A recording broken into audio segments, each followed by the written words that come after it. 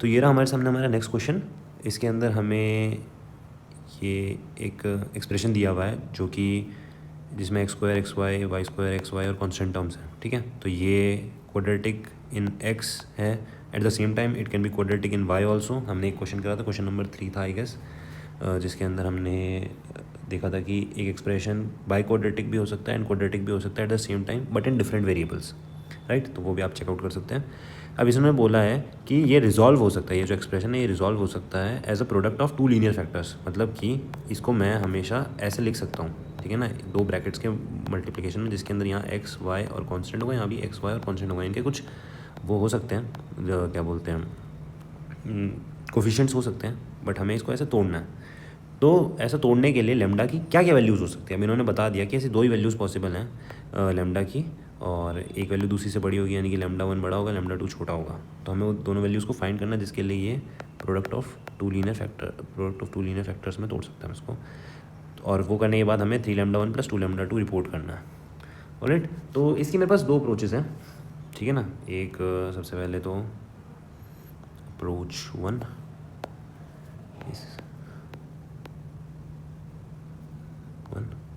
जो कि normal factorisation वाली अप्रोच है। मैं थोड़ा अलग तरीके से करता हूँ फैक्टराइजेशन, ठीक है। अब इन्होंने मुझे ये दे रखा, तो इसको कॉपी कर लेते हैं हम, ठीक है। इन्होंने मुझे ये दे रखा है, तो मैं इसको एज ए फैक्टर लिख सकता हूँ, राइट। तो अब मैं क्या करूँगा ना, मेरे को यहाँ पर दिखा 6, सबसे पहले मेरी नज़र यहाँ गई 6 पे, ठीक है ना। तो ऑब्जर्वेशन यहाँ लिख देता हूँ, छोटी सी ऑब्जर्वेशन। 6 जो होता है ना, वो 3 × 2 होता है एंड 6 × 1 होता है, ठीक है ना। मेरे को दो के प्रोडक्ट में इसको तोड़ना था, और प्लस माइनस साइन आप यूज़ कर सकते हैं, राइट। प्लस माइनस साइन आप यूज़ कर सकते हैं, कोई दिक्कत नहीं, कोई इशू नहीं है उसके अंदर। तो मैं अब क्या करूँगा ना, मैं दो अप्रोचेस से जाऊँगा, मैं इसके अंदर दो मेथड्स लगाऊंगा। मैं एक बार तो लिख दूँगा इसको 6 × 1, और एक बार मैं इसको लिख दूँगा 3 × 2। अब देखो यहाँ 6 × 1 तो आ गया, तो मैं यहाँ पर ऐसे कैंसिल आउट करता हो जाता हूँ। तो 6 × 1 तो आ गया, 3 × 2 भी आ गया। अब मुझे क्या बनाना है, मुझे 6 + 1 7 दिख रहा है, राइट। मेरी ऑब्जर्वेशन है ये 6 + 1 7 दिख रहा है। तो अगर मैं यहाँ माइनस साइन और यहाँ माइनस साइन लगा दूँ, और यहाँ +y और +y लगा दूँ, तो यू कैन सी -6 × y तो -6y, y × -1 -y, तो 7 -7y भी आ गया, और y² भी आ गया y × y करते ही। तो हमने y² भी लिया है और -7y भी लिया है। इसको मैं दूसरे वाले में कर दूँगा, ठीक है। अलग तरीके से फैक्टराइजेशन दिखाऊंगा, मैं दो तरीके से फैक्टराइज करके दिखा दूँगा, ठीक है। यहाँ से ये आ गया। अब मैं अगर यहाँ पर x लिख दूँ और यहाँ पर भी x लिख दूँ, तो हमें दिखेगा कि यार x × -1 तो -x, तो -7x आ जाएगा, लेकिन हमें तो -5x चाहिए। तो हमारे x² तो मिल रहा है हमें x × x करके, बट -5x नहीं मिल रहा। तो यहाँ बड़ा ध्यान से देखना आप, यहाँ मैं क्या करूँगा कि मैं इसको किसी अल्फ़ा से मल्टीप्लाई कर दूँगा और 1/α से मल्टीप्लाई कर दूँगा, ठीक है। अब ऐसा मैंने क्यों करा, अब इन दोनों का प्रोडक्ट आप देख सकते हो, इन दोनों का प्रोडक्ट जो है वो x² है। और जो क्या बोलते हैं -5x बनाने के लिए मैं ऐसे अल्फाज लूँगा, जैसे देखो यहाँ से क्या आएगा, अल्फ़ा × -1 और -α/6। तो मैं लूँगा -α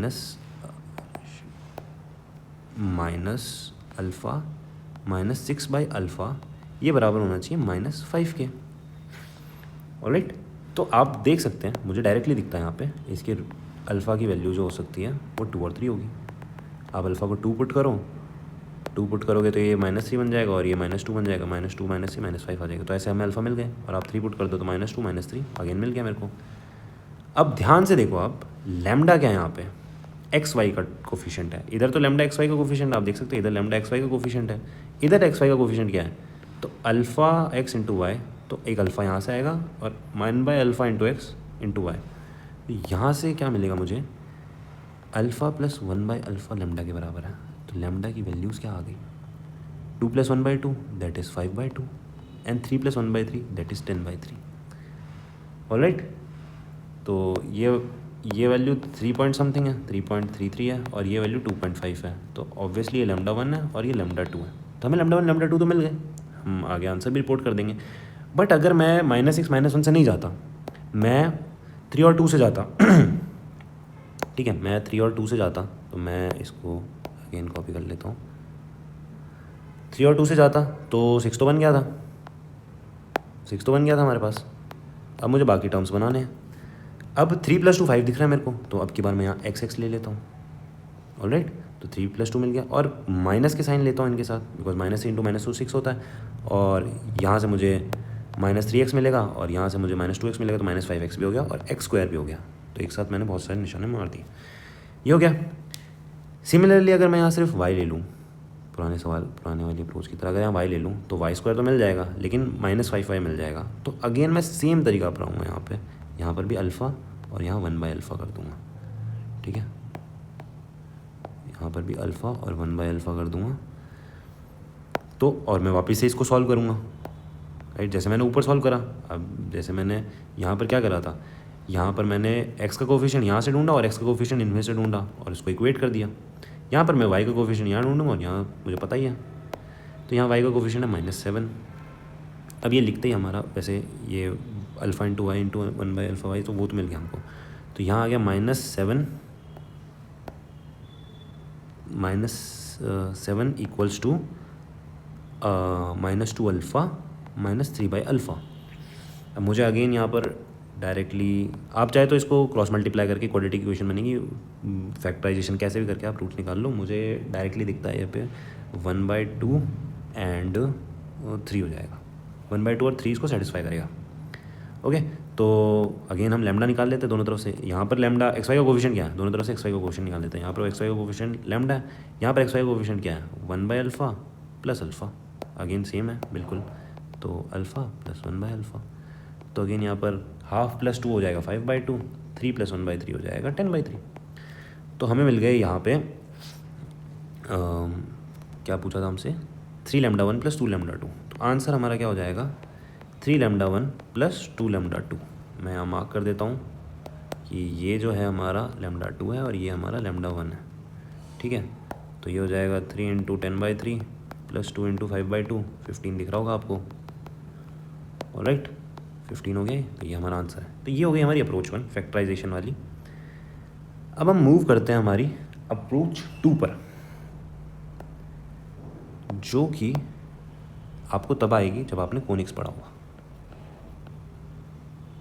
मतलब कि कोऑर्डिनेट ज्योमेट्री पढ़ा होगा। तो ये है कोनिक्स की अप्रोच, या फिर आपने पेयर ऑफ स्ट्रेट लाइन पढ़ा होगा, प्रोडक्ट ऑफ स्ट्रेट लाइन्स का।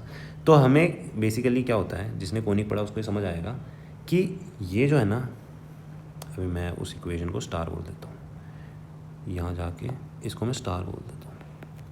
ठीक है, तो हमें पता है star is an equation of a second degree curve, and the curve is nothing but a pair of straight line, product of straight line, nothing but product of two straight lines. ऐसा हमें find करना है, ये जो part है ये हमें given है।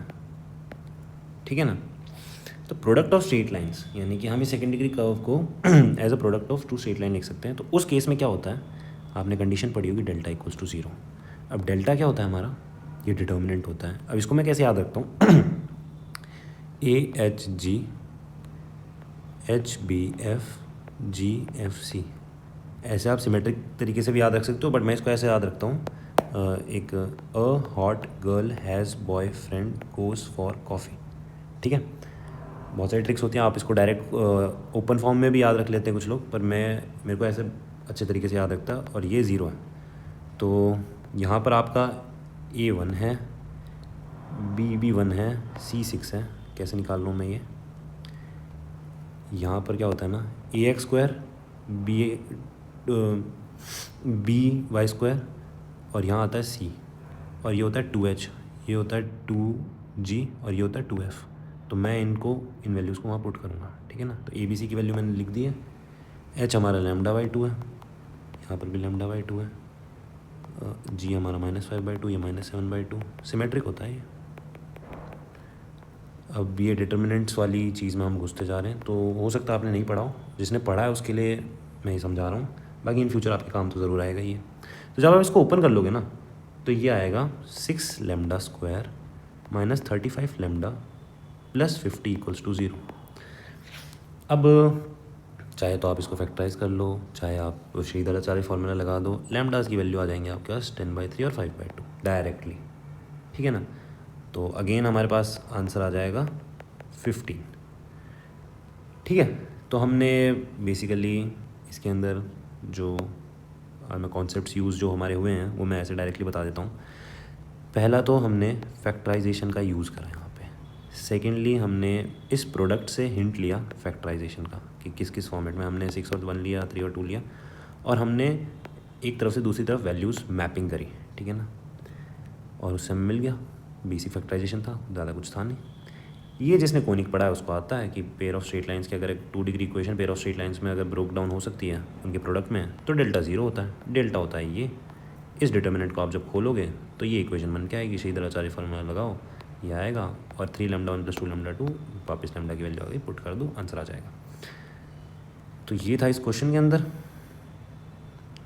मिलते हैं अगले क्वेश्चन के अंदर।